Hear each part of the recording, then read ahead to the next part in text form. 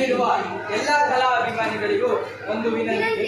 ನಮ್ಮ ನಾಟಕಕ್ಕೆ ಯಾವುದೇ ಅಡಚಣೆ ಉಂಟಾಗಬಾರದೆಂದು ಮಹಾಶಯರು ನಿಮ್ಮ ಜಂಗಮವಾಣಿಗಳನ್ನು ನಿಷ್ಕ್ರಿಯಗೊಳಿಸಬೇಕೆಂದು ಕೇಳಿಕೊಳ್ಳುತ್ತೇನೆ.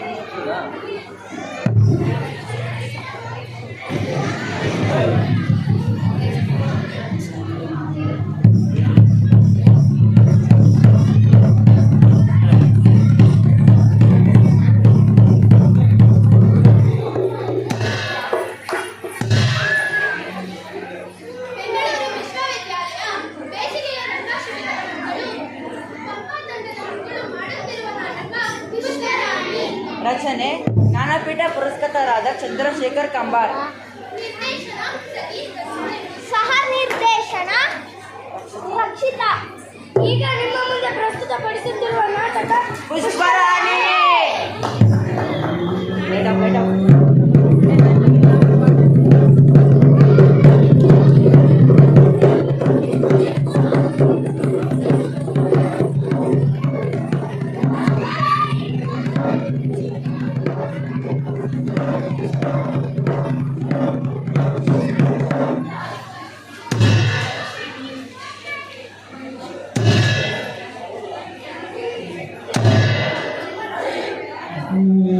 ಶರಣು ಶರಣು ಗಣನಾಯಕ ವರ ನೀಡು ನೀ ನಮಗೆ ಶುಭದಾಯಕ. ಶರಣು ಶರಣು ಗಣನಾಯಕ ವರ ನೀಡು ನೀ ನಮಗೆ ಶುಭದಾಯಕ. ನೀನಿಲ್ಲದೆ ಬಾಳೆಲ್ಲಿದೆ, ನೀನಿಲ್ಲದೆ ಬಾಳೆಲ್ಲಿದೆ, ಕೈ ಬಿಡದೆ ಕಾಪಾಡು ವಿನಾಯಕ. ಶರಣು ಶರಣು ಗಣನಾಯಕ ವರ ನೀಡು ನೀ ನಮಗೆ ಶುಭದಾಯಕ. ಪ್ರಿಯನು ನೀನಲ್ಲವೇ, ಬಲ್ಲರ ಶಿವನು ನೀನಲ್ಲವೇ, ಓಂಕಾರ ಪ್ರಿಯನು ನೀನಲ್ಲವೇ, ಬಲ್ಲರ ಶಿವನು ನೀನಲ್ಲವೇ, ವಿನಯ ಅಧಿಪತಿ ನೀನಲ್ಲವೇ, ವಿನಯ ಅಧಿಪತಿ ನೀನಲ್ಲವೇ, ನಿನ್ನಲ್ಲಿ ಕೈ ಮುಗಿದು ನಾ ಬೇಡುವೆನೆ, ನಿನ್ನಲ್ಲಿ ಕೈ ಮುಗಿದು ನಾ. ಶರಣು ಶರಣು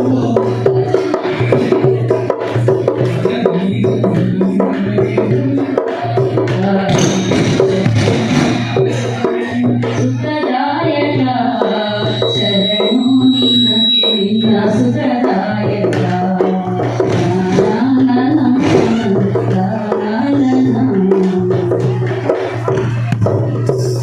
ಓಂ ಪ್ರಥಮದಲ್ಲಿ ಆದಿಗಾಧಾರವಾದ ಸಾವಲಿಗೆ ಶಿವಲಿಂಗ ದೇವರ ನೆನೆದು ಸತ್ಯ ದೇವತೆಗಳನ್ನು ಚಿತ್ರದಲ್ಲಿ ಸ್ಮರಿಸಿ ಉಚಿತವಾದ ಉಕ್ತಿಗಳಿಂದ ಕಥೆ ಮಾಡಿದ್ದೀವಿ.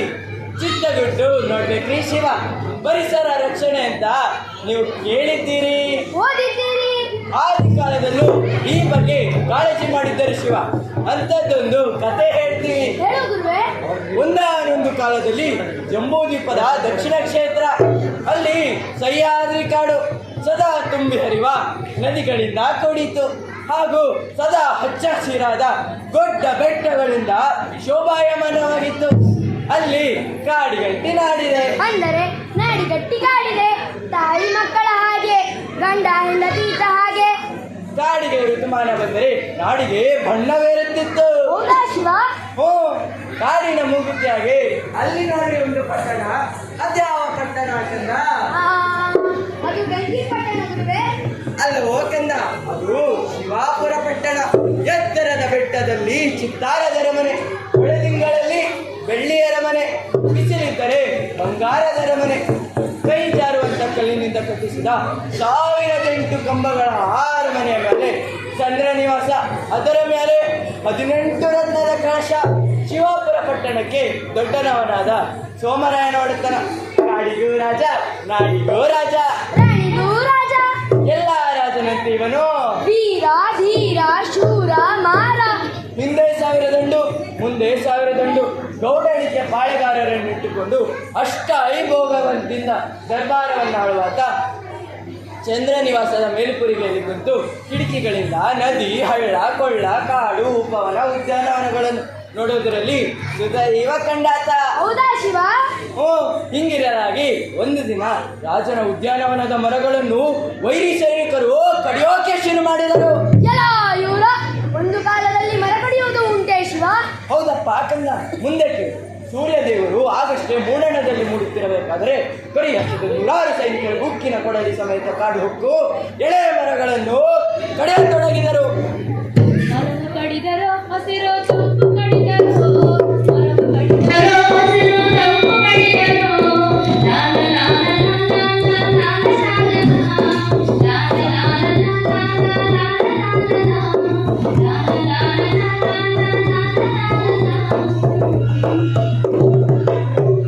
ಈ ಕಡೆ ರಾಜರ ಅರಮನೆಯಲ್ಲಿ ಏನು ನಡೆಯುತ್ತಿತ್ತಪ್ಪ ಅಂದರೆ ರಾಜನ ಸಮಸ್ತ ಪರಿವಾರ ದರ್ಬಾರ ಸೇರಿ ಮರೆಪರ್ವ ಆಚರಿಸುವಲ್ಲಿ ವನಪಾಲಕ ಓಡಿ ಬಂದ.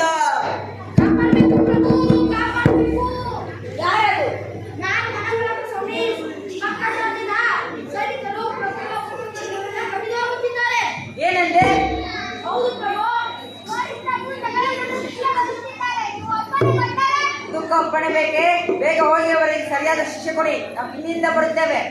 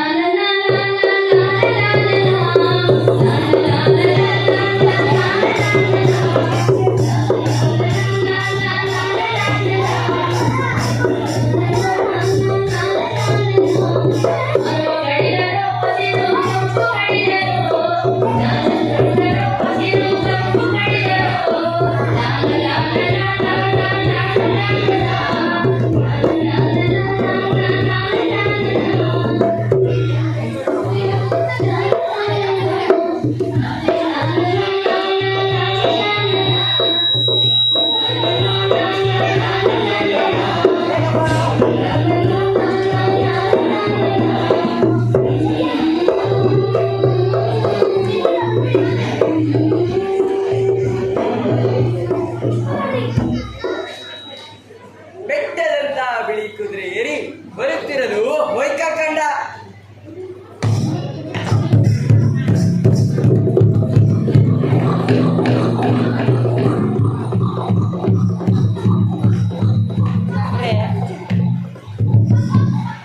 ಯಾರದು ನಗತ್ತಿರೋದು? ಯಾರಲ್ಲಿ?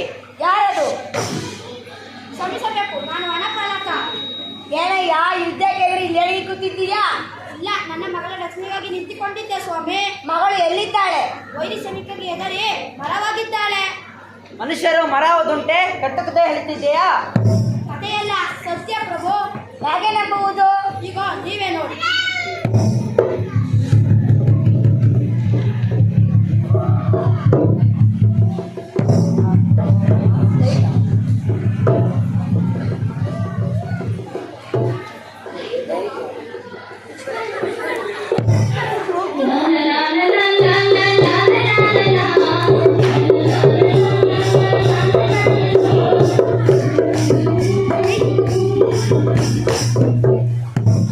ಏನಯ್ಯ ಇದು ಭೂತಚೆಯೋ ಮಂತ್ರಗಾರಿಕೆಯೋ? ಭೂತ ಶ್ರೇಷ್ಠೆಯೂ ಅಲ್ಲ, ಮಂತ್ರಗಾರಿಕೆಯೂ ಅಲ್ಲ ಸ್ವಾಮಿ. ಈಕೆ ನನ್ನ ಮಗಳು ಸುವರ್ಣಿ ಅಂತ. ಅವಳೇ ನಾಲ್ಕ ಚಿಕ್ಕ ಕಲ್ಲು ಕೊಡುತ್ತಾಳೆ. ಒಂದನೇ ಕಲ್ಲು ಎಸೆದರೆ ಮರವಾಗುತ್ತಾಳೆ, ಎರಡನೇ ಕಲ್ಲು ಎಸೆದರೆ ಹೂ ಬಿಡುತ್ತಾಳೆ, ಮೂರನೇ ಕಲ್ಲು ಎಸೆದರೆ ಹೂ ಉದುರಿಸುತ್ತಾಳೆ, ನಾಲ್ಕನೇ ಕಲ್ಲು ಎಸೆದರೆ ಹೂ ಪುನಃ ಹುಡುಗಿಯಾಗುತ್ತಾಳೆ. ಈ ಪವಾಡವನ್ನು ನಾವು ನೋಡಬಹುದೇ? ಅಗತ್ಯವಾಗಿ ಸುವರ್ಣಿ ನಾಲ್ಕು ಚಿಕ್ಕ ಕಲ್ಲು ಆಡಿಸಿಕೊಡಮ್ಮ.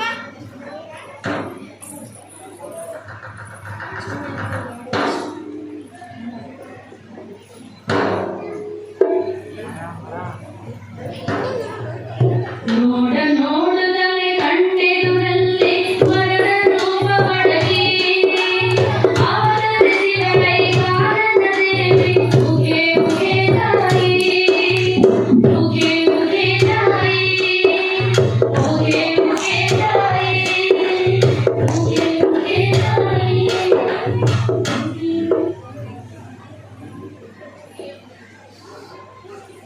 ನಿಜ ಹೇಳುತ್ತೇನೆ, ನನ್ನ ಹೃದಯದಲ್ಲಿ ಅಮೃತದ ಮಳೆಯಾಗುತ್ತಿದೆ. ಪ್ರಭುಗಳೇ, ಬೇಗ ಎರಡನೇ ಕಲ್ಲನ್ನೇ ಸೇರಿ.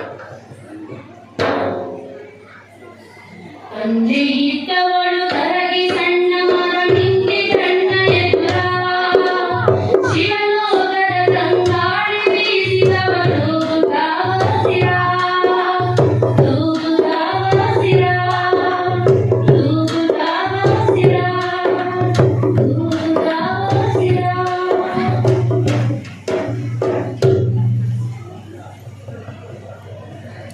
ಈ ಪರಿ ಹಸಿರಾದ ಹಸಿರಿನ ನಾನು ಎಲ್ಲೂ ಕಂಡೇ ಇರಲಿಲ್ಲ.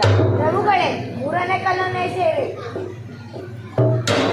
ಅರಳಿದ ಬಣ್ಣ ಸಾವಿನ ಹೂವ ಮರದ ಮೈಯ ತುಂಬ ಅರಳಿದ ಬಣ್ಣ ಸಾವಿನ ಹೂವ ಮರದ ಮೈಯ ತುಂಬ ಮರದ ಮೈಯ ತುಂಬ ಮರದ ಮೈಯ ತುಂಬ. ಈಗ ತಾಯಿಯನ್ನು ಕಣ್ಣಾರೆ ಕಾಣುವುದು ಹಿತ ಪ್ರಭು. ನಾಲ್ಕನೇ ಕಲ್ಲನ್ನೇ ಸೇರಿ.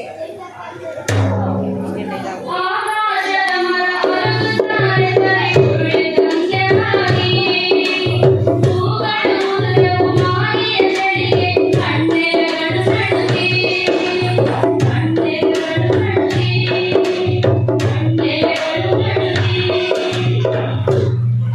ಅಯ್ಯ, ನನ್ಗೊಂದು ಉಪಕಾರ ಮಾಡ್ತೀಯಾ? ನನ್ನಂತ ವನಕಲಸು ಮಾಡುವ ಉಪಕಾರ ಏನೆಂದಿದ್ದು? ಈ ಪುಷ್ಪರಾಣಿಯನ್ನು ನನಗೆ ಮದುವೆ ಮಾಡಿಕೊಡ್ತೀಯಾ? ನಿಂತಕ ಮೇಲೆ ಹೇಗೆ ಉತ್ತರಿಸುವುದು? ಹೇಳಿರು ಪ್ರಭುಗಳೇ. ಹೇಳುವವರು ಪ್ರಭುಗಳೇ ಆಗಿರುವಾಗ ಯೋಚಿಸಿ ಹೇಳುವಂತದ್ದೇನಿದೆ? ಆದರೆ ಇದಕ್ಕೆ ಪುಷ್ಪರಾಣಿಯ ಒಪ್ಪಿಗೆ ಬೇಕಲ್ಲವೇ? ಏನಮ್ಮ ಪುಷ್ಪರಾಣಿ, ಮಹಾರಾಜರ ರಾಣಿಯಾಗಲು ನಿನಗೆ ಒಪ್ಪಿಗೆಯ ತಾಯಿ?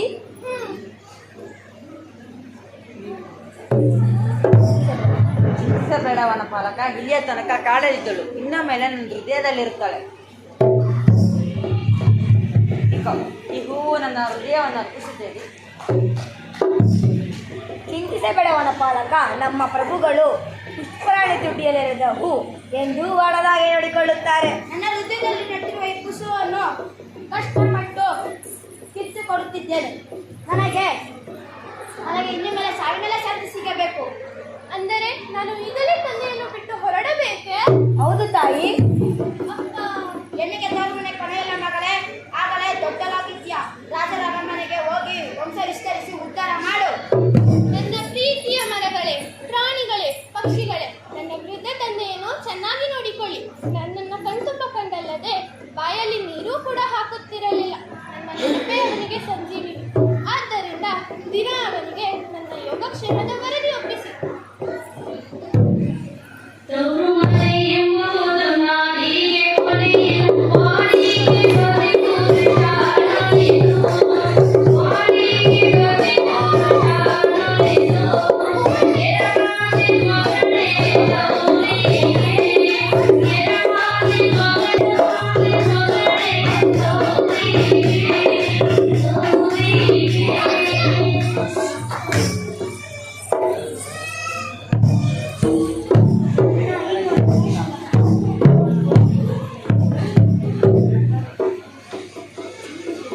ಈಗ ನೋಡ್ರಿ ಶಿವ, ನಮ್ ಕತೆ ಅರಮನೆಯಾಗಿ ಚಿಗುರಿಕೊಳ್ತಾ ಇದೆ.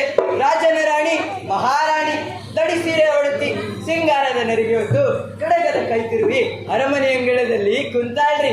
ಮುಂದೇನಾಯ್ತಪ್ಪ ತಮ್ಮ? ಅದೇ ಗಿರಿಗಿಡುಬನ ಆಟ. ಕಾಡಿನ ತರಾವರಿ ಹಕ್ಕಿ ಪಕ್ಷಿಗಳನ್ನು ಬಿಡಿಸಿ ಅವುಗಳನ್ನ ಕೆಳಗಡೆಯಿಂದ ಹಾರಬಿಟ್ಟು ಮೇಲಿನಿಂದ ಗಿಡುಗನನ್ನ ಬಿಡೋದು. ಗಿಡುಗ ಪುಟ್ಟ ಪುಟ್ಟ ಹಕ್ಕಿಗಳ ಮೇಲೆ ಎರಗಿ ಕೊಕ್ಕಿನಿಂದ ಕುಕ್ಕಿ ಸೊಕ್ಕಿನ ಬೇಟೆ ಆಡುತ್ತಿದ್ದರೆ ಆಹಾ, ಮಹಾರಾಣಿಗೆ ಹ ಹ ಹ ಹ ಹ ಅಂತ ಆನಂದ ಪಡುತ್ತಿದ್ದಳು. ಕಂದ, ನಿನ್ನ ಗಿಡುಗ ಬಿಟ್ಟೆಯ? ನನ್ನ ಗಿಡುಗ ರೆಡಿ.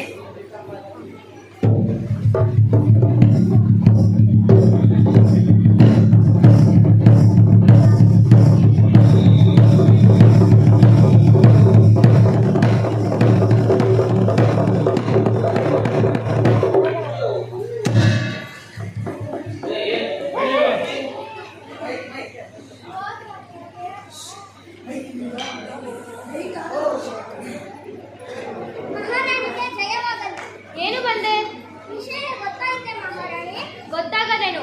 ಮಹಾರಾಜರು ಉಪವನದಿಂದ ಬರುತ್ತಿದ್ದಾರೆ, ಸರಿ ತಾನೆ? ಅಷ್ಟೇ ಅಲ್ಲ, ಇನ್ನೇನು ನನಗೋಸ್ಕರ ಗಿಳಿಮರಿ ತರುತ್ತಿದ್ದಾರೆ. ನಾನೇ ತಂದಿದ್ದೇನೆ ಮಹಾರಾಣಿ.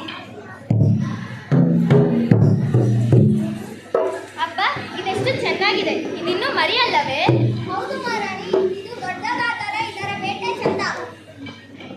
ಇದರ ಜೊತೆ ಇದೇ ವಯಸ್ಸಿನ ಒಂದು ಗಿಡುಗ ಸಿಕ್ಕಿದ್ದರೆ ಚೆನ್ನಾಗಿರುತ್ತಿತ್ತು. ಇದರ ಮೇಲೆ ಗಿಡುಗ ಹಾರಿ ಬೇಟೆಯಾಡುವುದನ್ನು ನೋಡುವುದಕ್ಕೆ ಎಷ್ಟು ಚೆನ್ನಾಗಿರುತ್ತದೆ. ಇದು ಬುದ್ಧಿವಂತ ಪಕ್ಷಿ ಮಹಾರಾಣಿ, ಒಮ್ಮೊಮ್ಮೆ ಗಿಡುಗನನ್ನು ಎದುರಿಸುತ್ತದೆ. ಹಾಗಾದರೆ ಇನ್ನೂ ಒಳ್ಳೆಯದಾಯ್ತಲ್ಲ. ಪರಸ್ಪರ ಬೇಟೆಯಾಡುವ ದೃಶ್ಯವನ್ನು ನೋಡುವುದಕ್ಕೆ ಬಹಳ ಚೆನ್ನಾಗಿರುತ್ತದೆ. ವಿನಯೇ, ಮಹಾರಾಣಿ, ಇದನ್ನು ಒಯ್ದು ಪಂಜರದಲ್ಲಿಡು. ಅದಾಗಲೇ ಕತ್ತು ಚೆಲ್ಲಿದೆ. ಹಸಿದಿದ್ದೆಯೋ ಏನು, ಕೂಡಲೇ ಹಾಲು ಹಣ್ಣು ಉಣಿಸು. ಆಯ್ತು ಮಹಾರಾಣಿ. ಗುಣವಂತ, ಇದಕ್ಕೊಂದು ಗಿಡುಗನ ವ್ಯವಸ್ಥೆ ಆಗಲಿ. ಕಿಳಿಮರಿ ತಂದದ್ದಕ್ಕೆ ಇಕೋ ಬಹುಮಾನ.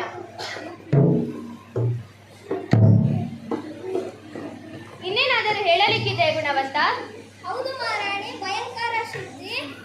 ಮಹಾರಾಜರು ಕಾಡಿನಲ್ಲಿ ಸಿಕ್ಕ ಒಬ್ಬಳು ಹುಡುಗಿಯನ್ನು ಮದುವೆ ಮಾಡಿಕೊಂಡಿದ್ದಾರೆ. ಏನು ನಿಜ ಹೇಳುತ್ತಿದ್ದೀಯಾ? ಹೌದು ಮಹಾರಾಣಿ, ಚಿಕ್ಕರಾಣಿ ಹೆಸರು ಪುಷ್ಪರಾಣಿಯಂತೆ, ಮಾಯ ಮಾಟ ಬಲ್ಲವರಂತೆ. ಸ್ವಾಗತದ ಸಿದ್ಧತೆ ಆಗಲಿ ಎಂದು ನಿಮಗೆ ತಿಳಿಸಲು ನನ್ನನ್ನು ಕರೆಸಿದ್ದಾರೆ. ಅಯ್ಯೋ, ಇಲ್ಲಿಗೂ ಬಂದೆ ನನ್ನ ದುರ್ದೈವ. ದುಃಖವನ್ನು ಯಾರೊಂದಿಗೆ ಹೇಳಿಕೊಳ್ಳಲಿ? ಇದರ ಬಗ್ಗೆ ಇನ್ನೊಬ್ಬರಿಗೆ ಹೇಳುವುದಕ್ಕೂ ನನಗೆ ನಾಚಿಕೆ ಆಗುತ್ತದೆ. ಏಕೆಂದರೆ ನಾನು ಮತ್ತೆ ನನ್ನ ಆಸೆ ಇಬ್ಬರು ಬಂಜೆಯರು. ವಿನಯ್, ಕನಿಷ್ಠ ಮಹಾರಾಜರು ಅದ್ಯಾವಳು ಮಾಯಾವಿಯನ್ನು ಕಟ್ಟಿಕೊಂಡು ಬರುತ್ತಿದ್ದಾರಂತೆ. ಸ್ವಾಗತದ ಸಿದ್ಧತೆ ಆಗಲಿ. ಆಯ್ತು ಮಹಾರಾಣಿ. ಬಂದಳು ಬಂದಳು ಪುಷ್ಪರಾಣಿ, ಬಂದಳು ಬಂದಳು ಪುಷ್ಪರಾಣಿ, ರಾಜನ ಅರಮನೆಗೆ ಬಂದಳು ಬಂದಳು ಪುಷ್ಪರಾಣಿ, ಬಂದಳು ಬಂದಳು ಸಂತಸವ ಬಂದಳು ಬಂದಳು ಬಂದಳು ಪುಷ್ಪರಾಣಿ, ರಾಜನ ಅರಮನೆಗೆ ರಾಜನ ಅರಮನೆಗೆ ರಾಜನ ಅರಮನೆಗೆ ಬಂದಳು ಬಂದಳು ಪುಷ್ಪರಾಣಿ, ಬಂದಳು ಪುಷ್ಪರಾಣಿ. ಮಹಾರಾಣಿ, ಒಬ್ಬ ತಂಗಿಯನ್ನು ತಂದಿದ್ದೇನೆ. ಬಂದಳು ಬಂದಳು ಪುಷ್ಪರಾಣಿ, ಬಂದಳು ಬಂದಳು ಸಂತಸವ, ಬಂದಳು ಬಂದಳು ಪುಷ್ಪರಾಣಿ, ರಾಜನ ಅರಮನೆಗೆ ಬಂದಳು ಬಂದಳು ಸಂತಸವ ತಂದಳು. ನನಗೂ ಇದನ್ನು ಕೊಡೆ. ಅಯ್ಯಯ್ಯೋ, ಇದೆಲ್ಲ ದಾಸಿಯರು ಧರಿಸುವಂತದ್ದು, ನಿಮಗಲ್ಲ. ದಾಸಿ ಎಂದರೇನು? ಇವಳೇ ಇನ್ನು ಮೇಲೆ ಮಹಾರಾಣಿ. ನನಗೂ ಇಂಥದ್ದು ಬೇಕು. ಆಹಾ, ಸೇವಕಿಯರು ಧರಿಸುವಂತದ್ದು, ನಿಮಗಲ್ಲ. ಸೇವಕಿ ಎಂದರೇನು? ನೀವು ಮಹಾರಾಣಿ, ನಾನು ಸೇವಕಿ. ನಗ್ರೆ ನನಗೆ ಮೋಸ ಮಾಡಿ ಇಂಥ ಕಾಡು ಮೃಗನ ಕಟ್ಟಿಕೊಂಡಿದ್ದಾರಲ್ಲ ಮಹಾರಾಜರು, ಅವರನ್ನು ನೋಡಿ ನಗ್ರಿ. ಅದೇನೋ ಹಾಗೆ ಕಿವಿಯಿಂದ ಕಿವಿಯ ತನಕ ನಗುತ್ತಿದ್ದೀರಿ. ಮುಗ್ಧತೆಯನ್ನು ಕಂಡು ನಗುವುದು ಅನಾಗರಿಕತೆಯನ್ನು ಗೊತ್ತಿಲ್ಲವೇ? ಅರಮನೆ ಶಿಷ್ಟಾಚಾರ ಕಲಿಸಿರಿ, ಹೊರಡಿ. ಆಯ್ತಾ?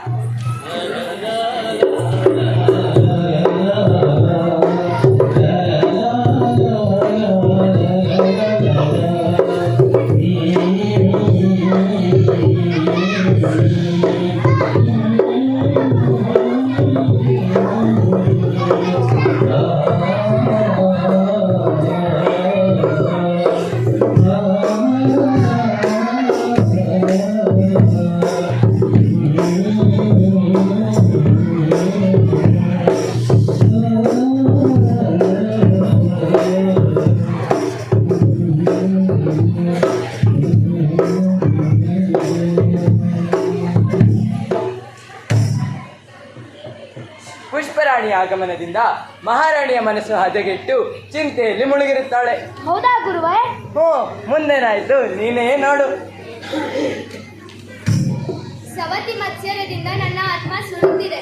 ಪುಷ್ಪರಾಣಿ ಅರಮನೆಗೆ ಬಂದಾಗಿಂದ ನನ್ನ ಕಣ್ಣು ನಿದ್ದೆ ಸುಳಿಯೋದಾಗಿದೆ. ಬಾವಿನಯೇ, ಎಲ್ಲಿ ಆ ನಿನ್ನ ಕಾಡು ಮೃಗ? ಮಹಾರಾಣಿ ಅಂದರೆ ಚಿಕ್ಕ ಮಹಾರಾಣಿ ಎಲ್ಲಿದ್ದಾಳೆ? ಗೊತ್ತಿಲ್ಲ ಮಹಾರಾಣಿ. ಈಗ ಎಲ್ಲಿದ್ದಾಳೆ ಅವಳು? ಮಹಾರಾಜರ ಹೃದಯ ಪಂಜರದಲ್ಲೋ ಅಥವಾ ಅರಮನೆಯ ನೆಲದ ಮೇಲೋ? ಏನೇ ಅದು ಕನಿಷ್ಠ, ಖಾಲಿ ಪಂಜರ ತರುತ್ತಿದ್ದೀಯಾ? ಗಿಳಿಮರಿಯಲ್ಲಿ? ಅದನ್ನೇ ಹೇಳುವುದಕ್ಕೆ ಬಂದೆ ಮಹಾರಾಣಿ. ಚಿಕ್ಕ ರಾಣಿಯವರು ಹುಲ್ಲೆ ಮರಿ ತರ ನೆಗೆಯುತ್ತ ಪಂಜರದ ಬಳಿ ಬಂದರು. ಗಿಳಿಮರಿಯನ್ನು ನೋಡಿ ಇಬ್ಬರು ಏನೇನೋ ತುಂಬಾ ಹೊತ್ತು ಮಾತಾಡಿಕೊಂಡರು. ಗಿಳಿಮರಿ ನಾಳೆಯ ಗಿಳಿ ಮತ್ತು ಗಿಡುಗನ ಆಟದ ವಿಷಯ ಹೇಳಿದ್ದೆಂದು ತೋರುತ್ತದೆ. ಆಗ ಚಿಕ್ಕ ರಾಣಿಯವರು ಅಸಮಾನ್ಯದಿಂದ ಇದಂತಹ ಅನಾಗರಿಕ ಆಟ ಎಂದರು. ಏನು ಅನಾಗರಿಕ ಆಟ ಅಂದಳೆ? ಹೌದು ಮಹಾರಾಣಿ. ಈ ಆಟ ಆಡಿಸುತ್ತಿರುವವಳು ನಾನು, ಮಹಾರಾಣಿ ಅನ್ನಲಿಲ್ಲವೇ? ಅದನ್ನೇ ಹೇಳೋದಕ್ಕೆ ಮುಂದೆ ಬಂದೆ. ಆದರೆ ಅವರಿಬ್ಬರ ಸಂಭಾಷಣೆಯಲ್ಲಿ ನನಗೆ ಪ್ರವೇಶ ಸಿಕ್ಕಲಿಲ್ಲ. ಸರಿ, ಮುಂದೆ ಹೇಳು. ಚಿಕ್ಕ ರಾಣಿಯವರು ಗಿಳಿಮರಿಯ ಪಂಜರದ ಬಾಗಿಲನ್ನು ತೆಗೆದು ಗಿಳಿಮರಿಯನ್ನು ಹಾರಿಸಿಬಿಟ್ಟರು. ಎಳ ಇವಳ ದುರಾಂಕಾರವೇ! ನನ್ನ ಆನಂದಗಳನ್ನು ಅರಮನೆಯಿಂದ ಹಾರಿಸಲಿಕ್ಕೆ ಇವಳ್ಯಾರು? ಇದು ಅತಿ ಆಯಿತು. ಅರಮನೆಯಲ್ಲಿ ಅವಳಿರಬೇಕು, ಇಲ್ಲ ನಾನಿರಬೇಕು. ಈಗ ಮಹಾರಾಜನಲ್ಲಿ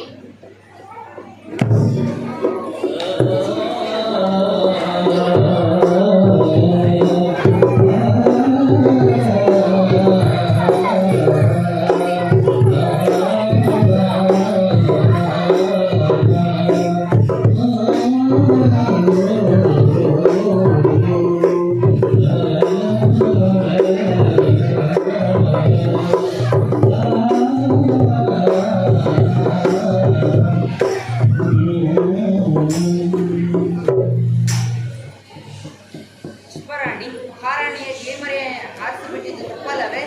ಇದರಲ್ಲಿ ತಪ್ಪೇನಿದೆ ಪ್ರಭು? ಅದು ಅವಾಚ್ಯ ಶಬ್ದಗಳಿಂದ ನಿಮಗೂ ಹಾಗೂ ಅಕ್ಕನಿಗೂ ಶಾಪ ಹಾಕುತ್ತಿತ್ತು. ಅದರ ಮಾತನ್ನು ನೀವು ಕೇಳಿದರೆ ಒಂದು ಕ್ಷಣವೂ ಅರಮನೆಯಲ್ಲಿ ಇಟ್ಟುಕೊಳ್ಳುತ್ತಿರಲಿಲ್ಲ. ಅಂದರೆ ಆ ಗಿಳಿ ನಿನಗೆ ಗೊತ್ತೇ? ಹೌದು, ಅದು ನಮ್ಮ ಉಪವನದ ಗಿಳಿಮರಿ. ಅದರ ತಾಯಿಯೂ ನನಗೆ ಗೊತ್ತು. ಉಪವನದಲ್ಲಿ ತಾಯಿ ಬಗ್ಗೆ ಗಿಳಿಮರಿ ಈ ತರ ಹೇಗೆ? ತಾಯಿ ಮಗುವನ್ನು ಒಗಲಿಸಬಾರದು ಪ್ರಭು. ಹೋಗಲಿ, ಇನ್ನೊಂದು ಪಂಜರವನ್ನು ತರಿಸಿಕೊಡ್ತೇನೆ. ಇನ್ನೊಂದು ಗಿಳಿ ಹಿಡಿದುಕೊಳ್ತೀಯಾ? ಪಂಜರ ಯಾಕೆ ಬೇಕು ಪ್ರಭು? ನೀವು ಬಯಸಿದಾಗ ಅದೇ ಬಂದು ಮಾಡಿ ಹೋಗುತ್ತದೆ, ಸಾಲದೆ? ದೇವಿ, ನಿನಗೆ ಗಿಳಿಗಳ ಭಾಷೆ ಅರ್ಥ ಆಗೋದುಂಟೆ? ಹೌದು, ನನಗೂ ಕೇಳಿಸುತ್ತೀಯಾ? ಬನ್ನಿ.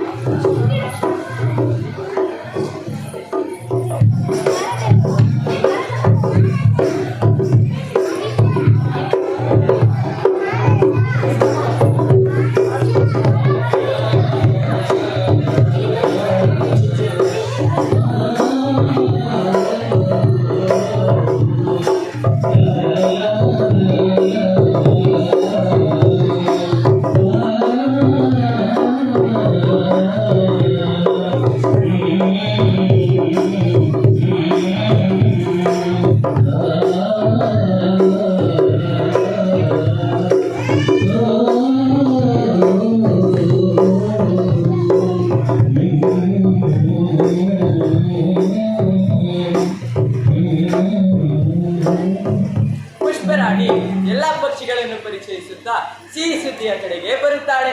ಈಗ ಯಾವ ಸಿಹಿ ಸುದ್ದಿ ಗುರುವೆ? ನೀನೇ ಕೇಳಪ್ಪ ಕಂದ. ದೇವಿ, ಗಿಳಿ ಏನು ಹೇಳಿತು? ಹೋಗಿ ಪ್ರಭು, ನನಗೆ ವಿಷಯವೇನೆಂಬುದೇ ನನಗೆ ತಿಳಿಯಲಿಲ್ಲವಲ್ಲ. ನೀವು ಕೆಲವೇ ತಿಂಗಳಲ್ಲಿ ಯುವರಾಜನ ತಂದೆಯಾಗುತ್ತೀರಂತೆ. ಮತ್ತೆ ಹೇಗೆ ಹೇಳಿಲ್ಲ ನೀನು ನನಗೆ? ನನಗೂ ತಿಳಿದಿರಲಿಲ್ಲ. ಗಿಳಿ ಹೇಳಿದ್ದರಿಂದಲೇ ಗೊತ್ತಾಯಿತು. ಅಯ್ಯಯ್ಯೋ, ಕೂದಲು ಕಿತ್ತಿಕೊಳ್ಳಲೆ, ತಲೆ ಬುರುಡೆ ಚಚ್ಚಿಕೊಳ್ಳಲೆ, ಇನ್ನು ಇವನನ್ನು ತಡೆ ಹಿಡಿಯೋರು ಉಂಟೆ. ಮೊದಲೇ ಮದ್ದು ಮಾಡದ ಚಲುವೆ, ಅದು ಸಾಲಲೆಂದು ನನ್ನ ಹೊಟ್ಟೆ ಒರೆಸೋಕೆ ಗರ್ಭಿಣಿ ಬೇರೆ ಆಗಿದ್ದಾಳೆ. ಇನ್ನು ಕೇಳಬೇಕೆ? ಅಯ್ಯಯ್ಯೋ, ನಿಸುಕಬಾರದು ಹೂವ, ಹಿಂಡಬಾರದು ದಂಡೆ. ದೇವರು ನಿನಗೂ ಒಳ್ಳೆಯದನ್ನು ಮಾಡುತ್ತಾನೆ. ದೇವರು ಇಂಥವಳಿಗೆ ಒಳ್ಳೆಯದನ್ನು ಮಾಡುತ್ತಾನೆ ಎಂದರೆ ನನಗೆ ಅವನ ಒಳ್ಳೆಯತನವೇ ಬೇಡ. ಏನಂದೆ ಮಹಾರಾಣಿ? ಮನುಷ್ಯನಿಗೆ ಬರುವ ಎಲ್ಲಾ ಕೆಟ್ಟ ರೋಗಗಳು ಇವಳಿಗೆ ಬರಲಿ. ಶಾಂತಳಾಗು ತಾಯಿ. ಇನ್ನೆಲ್ಲಿ ಶಾಂತಿ? ದೇವರು ಮಾಡಿರುವ ಈ ಅನ್ಯಾಯವನ್ನು ನಾನಾದರೂ ಸರಿಪಡಿಸಲೇಬೇಕು. ಅಂದರೆ ಮಹಾರಾಣಿಯ ಸಿಟ್ಟು ಇನ್ನು ಕಡಿಮೆ ಆಗಲಿಲ್ಲವೇ? ಅದೀಗಾಗಲೇ ದೊಡ್ಡ ಪ್ರಾಣಿಯಾಗಿ ಬೆಳೆದು ಬೇಟೆಗೆ ಸಿದ್ಧವಾಗಿದೆ. ಅದ್ಯಾರ್ಯಾರ ರಕ್ತ ಹೀರಲಿದೆಯೋ? ಮುಂದೇನಾಯಿತು ಗುರುವೆ? ಮಹಾರಾಣಿಯು ಗುಣವಂತನನ್ನು ಕರೆಸಿ ಅವನ ಕೈಗೆ ಒಂದು ಪತ್ರ ನೀಡುತ್ತಾಳೆ. ಆ ಪತ್ರದಲ್ಲಿ, ತಂದೆ ನನಗೆ ಇಲ್ಲಿ ತುಂಬಾ ತೊಂದರೆ ನೀಡುತ್ತಿದ್ದಾರೆ. ಹೊಸ ರಾಣಿಯ ಮಾತು ಕೇಳಿ ನನ್ನನ್ನು ಕೊಲ್ಲಲು ಸಿದ್ಧರಾಗಿದ್ದಾರೆ. ಆದ್ದರಿಂದ ತಾವುಗಳು ನಮ್ಮ ಮೇಲೆ ಯುದ್ಧಕ್ಕೆ ಬನ್ನಿ ಎಂದು ಪತ್ರ ಬರೆಯುತ್ತಾಳೆ. ಮುಂದೇನಾಯ್ತಪ್ಪ ಅಂದ್ರೆ ಹೇ ಗೊತ್ತಾಯ್ತು ಬಿಡಿ, ಈ ಯುದ್ಧ ನಡೆಯಲಿಲ್ಲ. ಅದು ಹೇಗೆ ಹೇಳ್ತೀಯಪ್ಪ?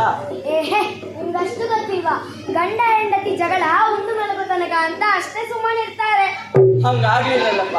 ತಂದೆ ಮಗಳ ಪತ್ರ ಓದಿದ, ಮಗಳಿಗಾದ ಅನ್ಯಾಯ ನೆನೆದು ಕರುಂ ಕರುಂ ಹಲ್ ಕಡೆದು ಗೌಡಳಿಕೆ ಪಾಳೆಗಾರರಾದ ಮಾಂಡಳಿಕರು ಕರೆದುಕೊಂಡು ಯುದ್ಧಕ್ಕೆ ಬಂದೇ ಬಿಟ್ಟ. ಮುಂದೇನಾಯ್ತು ಗುರುವೆ? ಇದಕ್ಕೆ ನನ್ನ ತೀವ್ರವಾದ ವಿರೋಧವಿದೆ. ಇದು ಹೋಗಿ ಮಹಾರಾಣಿ ಅಪ್ಪನಿಗೆ ತಿಳಿಸಿ. ನೀನ್ ಹೇಳೋದ್ರಿಂದ ಅವ್ರು ವಾಪಸ್ ಹೋಗೋದಿಲ್ವಲ್ಲಪ್ಪ. ಕೊನೆ ಪಕ್ಷ ನನ್ನ ವಿರೋಧವನ್ನು ನಿಮ್ಮ ಕಥೆಯಲ್ಲಾದರೂ ದಾಖಲೆ ಮಾಡಿಕೊಳ್ಳಿ. I want justice. ಆಯ್ತು, ಮಾಡಿಕೊಳ್ಳೋಣ. ಮುಂದಿನ ಕಥೆ ಕೇಳು. ಹೇಳು ಗುರುವೆ. ಈ ಕಡೆ ಶಿವಾಪುರ ಪಟ್ಟಣದ ಮಹಾರಾಜರಿಗೆ ಆಶ್ಚರ್ಯವಾಗಿದೆ. ಎಲ್ಲ ಮಂತ್ರಿ, ಪ್ರಭು, ಹೀಗೆ ಯಾವ ಸುಳಿವು ನೀಡದೆ ಮಾಂಡಳಿಕರು ನಮ್ಮ ಮೇಲೆ ಯುದ್ಧಕ್ಕೆ ಬರ್ಬೋದೇನಯ್ಯ ಮಂತ್ರಿ? ಬಂದಾಯ್ತಲ್ಲ, ಇದು ಮಾಂಡಲಿಕರ ತಲೆ ಅಲ್ಲ. ಅವರ ತಲೆ ಹಿಂದೆ ಇನ್ಯಾರದೋ ತಲೆ ಇದೆ. ದಂಗೆ ಹೇಳಲಿಕ್ಕೆ ಅವರ ತಲೆ ಕಾರಣವಾಗಿರಲಿ, ಇಲ್ಲ ಬಾಲ ಕಾರಣವಾಗಿರಲಿ, ಈಗ ಯುದ್ಧ ಒಂದೇ ಉಪಾಯ. ಬೇಗನೆ ಸೈನ್ಯ ಸಜ್ಜಾಗಲಿ. ಆಯ್ತು ಮಹಾಪ್ರಭು. ಹೀಗೆ ಹೇಳಿ ಮಹಾರಾಜರು ತುಂಬು ಬಸುರಿಯಾದ ಪುಷ್ಪರಾಣಿಯ ಬಳಿಗೆ ಬರುತ್ತಾರೆ.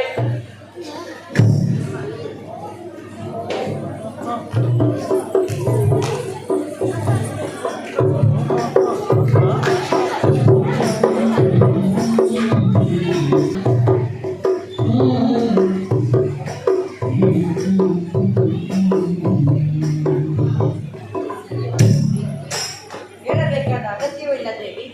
ಮಹಾರಾಣಿ ಇಲ್ಲೇ ಇದ್ದು ಒಳ್ಳೆಯದಾಯಿತು. ಆಂಡಳಿಕರು ನನ್ನ ಮೇಲೆ ಗಂಡೆತ್ತಿ ಬಂದಿದ್ದಾರೆ. ಹೋಗಿ ಅವರಿಗೆ ಸದೆ ಬಡಿದು ಬರುತ್ತೇನೆ. ಅಲ್ಲಿಯ ತನಕ ಪುಷ್ಪರಾಣಿಯನ್ನು ನಿನ್ನ ಕೈಗೆ ಒಪ್ಪಿಸಿದ್ದೇನೆ ದೇವಿ. ತಂಗಿ ಕ್ಷೇಮವನ್ನು ಅಕ್ಕನಿಗೆ ವಹಿಸೋದೇನು ಬಂದ ಪ್ರಭು, ಅದು ನನ್ನ ಕರ್ತವ್ಯ. ನೀವು ನಿಶ್ಚಿಂತರಾಗಿ ಹೋಗಿ ಬನ್ನಿ. ಪ್ರಭು, ನೀವು ಯುದ್ಧಕ್ಕೆ ಹೋಗಲೇಬೇಕೆ? ಅದೇನು ಹಾಗೆ ದುಃಖ ಪಡುತ್ತಿ ತಂಗಿ? ನಿನ್ನ ಸೌಭಾಗ್ಯ, ನಾನು ನಿನ್ನ ದುಃಖದಲ್ಲಿ ಭಾಗಿಯಾಗಿದ್ದೇನೆ. ಹಾ, ಒಂದೆರಡು ದಿನದಲ್ಲಿ ಬಂದು ಬಿಡುತ್ತೇನೆ.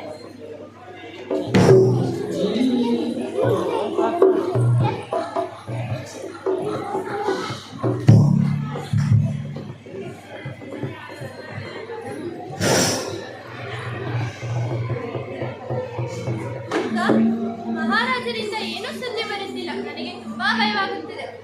ಚಿಂತೆ ಮಾಡೋದಿರಂತೆ ಏನು ಬಂತು ತಂಗಿ? ಮಹಾರಾಜರು ಈ ಯುದ್ಧವನ್ನು ಗೆಲ್ಲುವುದರಲ್ಲಿ ಸಂದೇಹವೇ ಇಲ್ಲ. ವಿನಯ್, ಕನಿಷ್ಠ ನೀವು ತಂಗಿಯವರೊಡನೆ ಆಟವನ್ನಾದರೂ ಆಡಬಾರದೆ? ಅವರು ಯಾವುದಕ್ಕೂ ಒಪ್ಪುತ್ತಿಲ್ಲ ಮಹಾರಾಣಿ. ತಂಗಿ, ನೀನು ಬಯಸಿದಾಗ ಮರವಾಗುತ್ತೀಯಂತೆ, ಹೂ ಬಿಡುತ್ತೀಯಂತೆ, ಆಟವನ್ನಾದರೂ ತೋರಿಸು. ಬನ್ನಿ.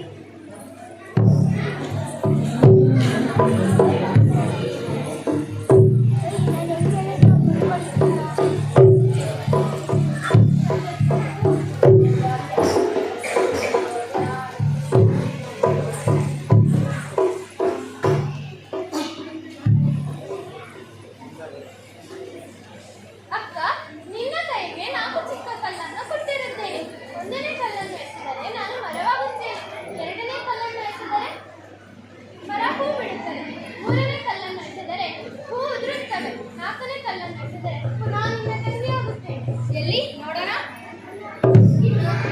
ಕನ್ನೆಯಿದ್ದವಳು ಹೊರಗೆ ಸಣ್ಣ ಮರ ನಿಂತಿ ಸಣ್ಣ ಎದುರ ಶಿವನವರ ತಂಗಾಳಿ ಬೀಸಿದವಳು ತೂಗುತ್ತಾವಸಿರ ತೂಗುತ್ತಾವಸಿರ ತೂಗುತ್ತಾವಸಿರ. ನೋಡಿದ್ದೀರಾ ಮಹಾರಾಣಿ, ಎಂತಹ ಮತ್ತು ಮಾಡದ ಚೆಲುವೆ! ಇಷ್ಟು ಸುಂದರವಾದ ಮರವನ್ನು ಇದುವರೆಗೂ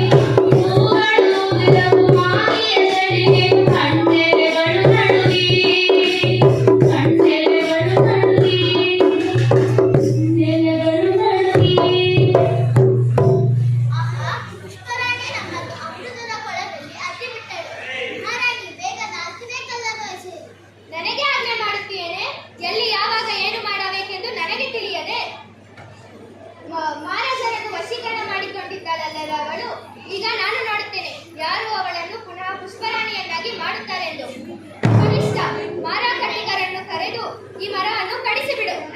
ಚೀರಿದವು ಶಿವನೇ ಚೀರಿದವು ಚೀರಿದವಾಡು ಗಿರಿಸಿದವು ಚೀರಿದವು ಶಿವನೇ ಚೀರಿದವು ಚೀರಿದವು ಶಿವನೇ ಚೀರಿದವು ಗಿರಿಸಿದವಾಡು ಗಿರಿಸಿದವು ಶಿವನೇ ಗಿರಿಸಿದವು ಶಿವನೇ ಗಿರಿಸಿದವು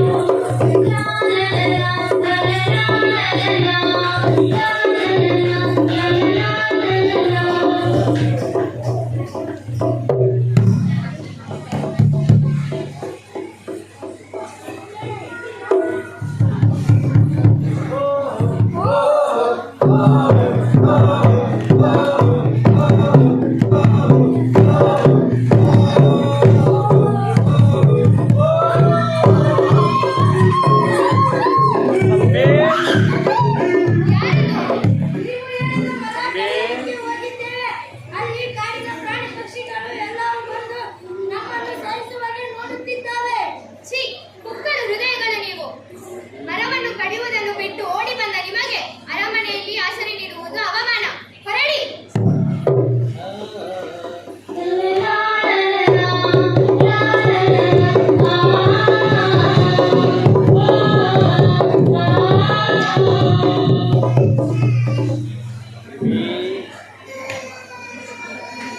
ಆಯ್ತಲ್ಲಪ್ಪ ಕಂದ, ಕಾಡಿನ ಪ್ರಾಣಿ ಪಕ್ಷಿಗಳು ಅರಮನೆ ಸುತ್ತ ಇವೆ. ಒಳಗಿರೋರು ಹೊರಗಡೆ ಹೋಗುವಾಗಿಲ್ಲ, ಹೊರಗಿರೋರು ಒಳಗಡೆ ಹೋಗುವಾಗಿಲ್ಲ. ಅರಮನೆಯಲ್ಲಿ ಮಹಾರಾಜರಿಲ್ಲ, ಮಹಾರಾಣಿ ಇದ್ದರೂ ಅವರ ಮಾತು ಕೇಳಲು ಪ್ರಾಣಿ ಪಕ್ಷಿಗಳು ತಯಾರಿಲ್ಲ. ಈಗ ಕತೆ ಹೇಗಪ್ಪ ಮುಂದುವರಿಸೋದು? ಅದು ನಿಜವೇ ಗುರುವೇ, ನೀವೇ ಅವುಗಳಿಗೆ ಹೋಗಿ ಬುದ್ಧಿ ಹೇಳಬಹುದಲ್ಲ. ಹೌದಪ್ಪ, ಪುಷ್ಪರಾಣಿನ ಮರ ಮಾಡಿ ಹೋಗುವಾಗ ನೀವ್ ಹೇಗೆ ಸುಮ್ಮನಿದ್ರಿ ಅಂದ್ರೆ ಏನ್ ಹೇಳೋದು? ನಾವು ಎಲ್ಲಿ ಸುಮ್ಮನಿದ್ದವಿ? ಕರ್ಲು ಕಿತ್ತು ಬರುವ ಹಾಗೆ ಹಾಡು ಹಾಡಿದವಲ್ಲ. ನೀನ್ ಹಾಡು ಹೇಳೋದ್ರಿಂದ ಮರವಾಗಿರೋ ಪುಷ್ಪರಾಣಿ ಮತ್ತೆ ಮನುಷ್ಯಳಾಗಿಲ್ವಲ್ಲಪ್ಪ. ಹೌದು ಬಿಡಿ, ಅದು ನಮ್ಮ ಕೈಯಲ್ಲಿ ಇಲ್ಲವಲ್ಲ. ಹಾಗಿದ್ರೆ ಹಿಂದೆ ಸರಿ. ಇರು ಇರು, ಯಾವುದೋ ಪಕ್ಷಿ ನಮ್ಮ ಕಡೆ ಸಂಧಾನಕ್ಕಾಗಿ ಬರುವಂತಿದೆ. ಏನು ಹೇಳುವುದು ಕೇಳೋಣ. ಹೌದಮ್ಮ, ನಾವೇ ಅವಳ ಕಥೆ ನಡೆಸುವ ಕಥೆಗಾರರು. ಹಾಗಾದರೆ ಕೇಳಿ. ಪುಷ್ಪರಾಣಿ ಗಂಡು ಮಗುವಿಗೆ ಜನ್ಮ ನೀಡಿದ್ದಾಳೆ. ಸಂಬಂಧಪಟ್ಟವರಿಗೆ ತಿಳಿಸಿ. ಆಹಾ, ಎಂತ ಸುರಿಸಿದ್ದು ಹೇಳಿದೆಯಪ್ಪ. ಸಿಹಿ ತಿಂದಷ್ಟೇ ಸಂತೋಷವಾಯಿತು. ಕಥೆಗಾರರಾದ ನಮಗೆ ಎಷ್ಟು ಸಂತೋಷವಾಗುತ್ತಿರಬೇಕಾದರೆ ಇನ್ನು ಮಹಾರಾಜ ಮಹಾರಾಣಿಯವರಿಗೆ ಎಷ್ಟು ಸಂತೋಷವಾಗುತ್ತಿರಬೇಡ. ನೀವು ಇಲ್ಲೇ ತಪ್ಪಿದರೆ ಗುರುವೇ. ಈ ಖುಷಿ ಯಾರಿಗೂ ಬೇಡ ಅಂತ ತಾನೇ ಮಹಾರಾಣಿ ಪುಷ್ಪರಾಣಿಯನ್ನು ಮರವಾಗಿ ಮಾಡಿರೋದು. ಹೌದಪ್ಪ, ನಮ್ಮ ಕಥೆ ತಪ್ಪಾಗಿದೆ. ಬಂಜೆ ಅಂದ ಮೇಲೆ ತಾಯ್ತನದ ಪ್ರೀತಿ 2 ಪಟ್ಟು ಇರುತ್ತದೆ. ಅದನ್ನು ನಾವು ಕೆರಳಬೇಕು ಅಷ್ಟೇ. ಈ ತರ 2 ಪಟ್ಟು ಕೆರಳೆ ನಿಮ್ಮ ಕಥೆ ಹೀಗೆ ಆಗಿರೋದು. ಹಾಗಿದ್ರೆ ಇಲ್ಲಿಯವರೆಗೂ ಸವತಿ ಮತ್ಸರವನ್ನು ಕೆರಳಿದೆವು, ಈಗ ತಾಯ್ತನವನ್ನು ಕೆರಳೋಣ. ಅಂದರೆ ಅವಳಿಗೆ ಜವಳಿ ಮಕ್ಕಳಾಗಬೇಕೆ? ಸರಿ, ನಾವು ಈಗ ಒಂದು ಟ್ರಿಕ್ ಮಾಡೋಣ. ಮಹಾರಾಣಿ ಪುಷ್ಪರಾಣಿಯ ಮಗನನ್ನೇ ತನ್ನ ಮಗ ಎಂದು ಒಪ್ಪಿಕೋಬೇಕು. ಹಾಗೆ ಹೀಗೆ ಮಹಾರಾಣಿ ಒಂದು ಸುಂದರವಾದ ಕನಸು ಕಾಣುವ ಹಾಗೆ ಮಾಡೋಣ. ಆ ಕನಸಿನಲ್ಲಿ ಮಹಾರಾಣಿಗೆ ಇಷ್ಟವಾದ ಗಿಳಿಗಿಡುಗನ ಆಟ ಆಡಲಿ. ಗಿಣಿರಾಮ, ಇದರಲ್ಲಿ ನಿನಗೂ ಒಂದು ಪಾತ್ರ ಇದೆಯಪ್ಪ, ಮರಿಬೇಡ. ಸರಿ, ರಾತ್ರಿ ಆಯಿತು. ಮಹಾರಾಣಿಯವರು ಮಲಗಿರೋರು ನೋಡಿಕೊಂಡು ಬಾ. ಓಹೋ,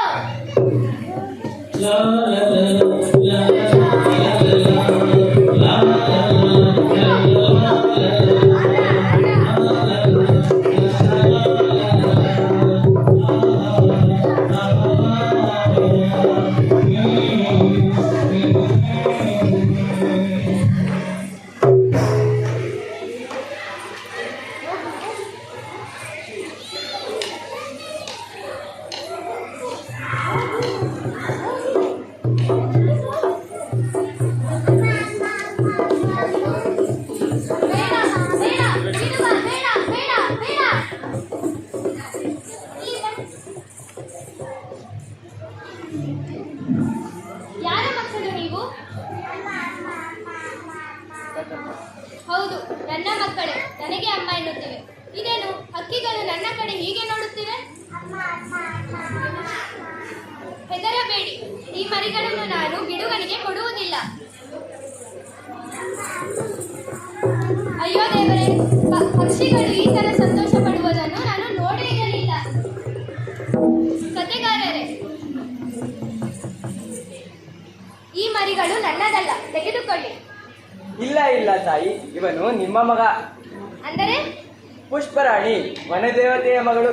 ವನದೇವತೆಯ ಆಶೀರ್ವಾದದಿಂದ ಇವನು ಹಕ್ಕಿಯಾಗಿ ನಿಮ್ಮ ತೊಡೆ ಏರಿದ್ದಾನೆ. ಇವನು ಪ್ರಪ್ರಥಮವಾಗಿ ನಿಮಗೆ ಅಮ್ಮ ಎಂದದ್ದು. ಆದ್ದರಿಂದ ಇವನೇ ನಿಮ್ಮ ಮಗ. ಅಯ್ಯೋ, ನಾನು ತಪ್ಪು ತಿಳಿದು ಪುಷ್ಪರಾಣಿಯನ್ನು ಮರವಾಗಿಸಿದ್ದೇನೆ. 4ನೇ ಕಲ್ಲು ಎಲ್ಲಿದೆ ಗೊತ್ತಿಲ್ಲ. ನಿಮ್ಮ ಕೈ ಮುಗಿದು ಕೇಳಿಕೊಳ್ಳುತ್ತೇನೆ, ಮರವಾಗಿರುವ ನನ್ನ ತಂಗಿಯನ್ನು ಪುನಃ ಪುಷ್ಪರಾಣಿಯನ್ನಾಗಿ ಮಾಡಿ. 4ನೇ ಕಲ್ಲು ಇಲ್ಲಿಲ್ಲ. ಅದು ಗಿಳಿಮರಿಯ ತಾಯಿ ಬಳಿ ಇದೆ. ಇದು ಇಲ್ಲಿಲ್ಲ. ಹಾಗಾದರೆ ಹೋಗೋಣ ಬನ್ನಿ.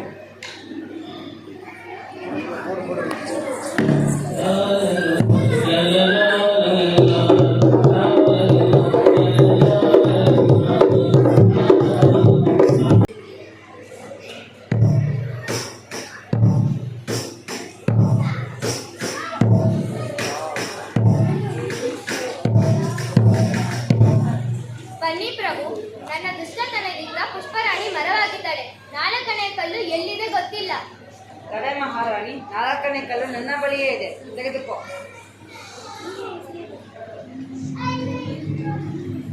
ನಿನ್ನ ಕೈಯಲ್ಲಿ ನೀನೇ ಎಸೆಯಬೇಕು.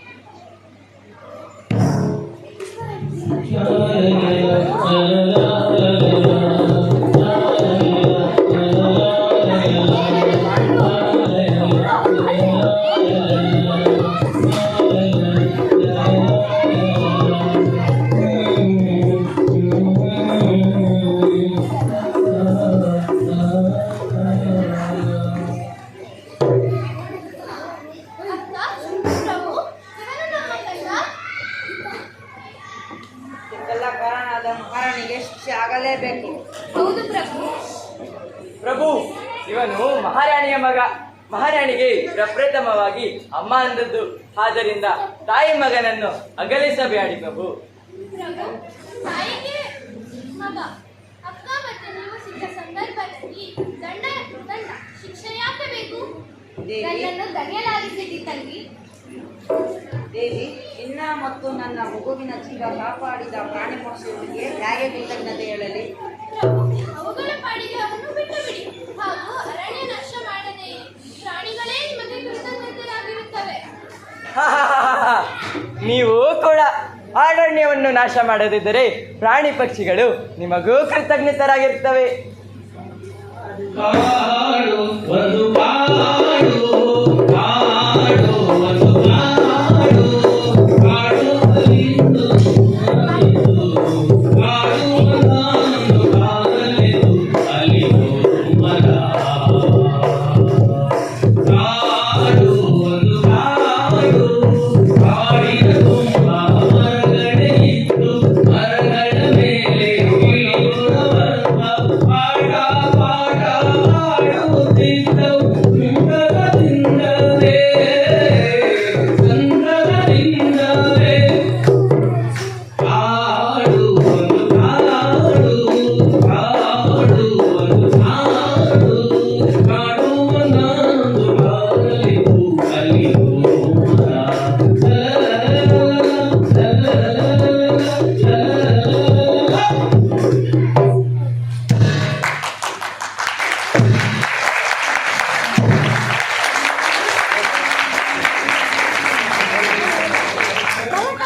ಪಾತ್ರದಲ್ಲಿ ಶಿವಕುಮಾರ್, ಮಹಾರಾಜನ ಪಾತ್ರದಲ್ಲಿ ಜೀವನ್, ಮೇಳನ ಪಾತ್ರದಲ್ಲಿ ಆರವ್, ಮಂತ್ರಿಯ ಪಾತ್ರದಲ್ಲಿ ತನ್ಮಯ್, ಮರಕಣ್ಣ ಪಾತ್ರದಲ್ಲಿ ವಿಹಾರ್, ಪಕ್ಷಿಯ ಪಾತ್ರದಲ್ಲಿ ಹಿತ, ಪಕ್ಷಿ ಪಾತ್ರದಲ್ಲಿ ಹಿತ, ಸೂತ್ರಧಾರನ ಪಾತ್ರದಲ್ಲಿ ಚಿರಾಗ್, ಪಾತ್ರದಲ್ಲಿ ಶಾಲಿನಿ, ಮಹಾರಾಣಿ ಪಾತ್ರದಲ್ಲಿ ಅಂಕಿತಾ,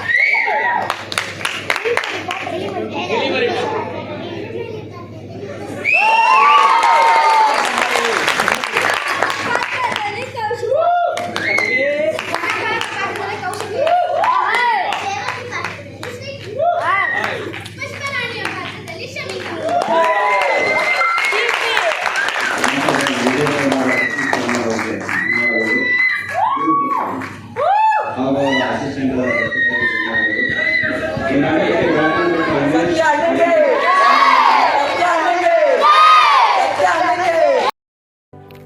ನಮ್ಮ ಚಾನೆಲ್ನ ಬೆಂಬಲಿಸುತ್ತಿರುವ ಎಲ್ಲರಿಗೂ ಹೃತ್ಪೂರ್ವಕವಾದ ಧನ್ಯವಾದಗಳು. ನಿಮ್ಮ ಪ್ರೀತಿ ಸದಾ ಹೀಗೆ ಇರಲಿ.